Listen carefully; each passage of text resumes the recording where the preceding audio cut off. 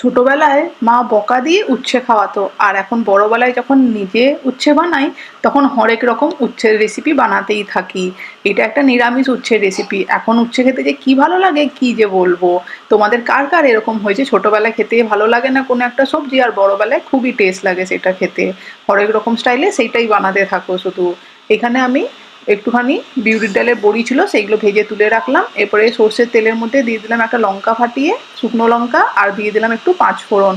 একটু নেড়ে চেড়ে নিয়ে দিয়ে দিলাম বেশ খানিকটা ঝিরিঝিরি করে কেটে রাখা উচ্ছেটাকে দিয়ে কিন্তু মিডিয়াম ফ্লেমে আমি একটু ভালো করে ভাজতে থাকবো। উচ্ছেটা একটু সেদ্ধ হতে টাইম লাগবে, সেই জন্যে উচ্ছের সঙ্গে দিয়ে দিলাম পরিমাণ মতো নুন আর হলুদ। এই রেসিপিতে কিন্তু জাস্ট নুন হলুদই পড়বে, তাতেও কিন্তু টেস্টটা দারুণ হবে। এরপরে উচ্ছেটা ভালো করে মিডিয়াম ফ্লেমে আমি একটু মাঝে মাঝে ঢাকা দিয়ে ভেজে নিয়েছি 5 থেকে 6 মিনিটের জন্যে। মোটামুটি ভাজা হয়ে আসতে দিয়ে দিলাম এখানে কেটে রাখা লম্বা করে আলু আর গাজর। আলু গাজরটাকেও মিনিট দুয়েকের জন্য ভেজে নেব, কাঁচা ভাবটা যতক্ষণ না চলে যায়। সবকিছু যখন ভাজা মোটামুটি হয়ে এসছে দিয়ে দিলাম বেগুনটা সবার লাস্টে। বেগুনটাও লম্বা করে কাট করেছি, বেগুনটা দিয়ে ভালো করে নেড়ে চেড়ে জাস্ট 1 মিনিটের জন্য ভাজবো। তারপরে দিয়ে দেবো উষ্ণ গরম জল যতটা দরকার, এটা কিন্তু গা মাখা তরকারি হবে। উষ্ণ গরম জল দিয়ে ঢাকা দিয়ে দেবো মিনিট 5 এর জন্য, যতক্ষণ না সমস্ত সবজি আমাদের ভালো করে সেদ্ধ হয়ে যাচ্ছে।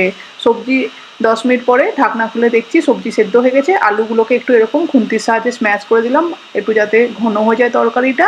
আর উপর থেকে ভাজা বড়িগুলো এরকম করে গ্রাইন্ড করে হাতের সাহায্যে দিয়ে দিলাম। হেভি টেস্ট হয় গরম গরম ভাতের সঙ্গে, যে কোনো দিনই নিরামিষ দিনেও বানিয়ে এটা খেতে পারো। অবশ্যই ট্রাই করে আমাকে জানিও কেমন লাগলো উচ্ছের এই তরকারি। এটা যদি ভালো লেগে থাকে লাইক শেয়ার সাবস্ক্রাইব, আর ফ্রেন্ডস ফ্যামিলিকে শেয়ার করতে ভুলবেন না। Thank you.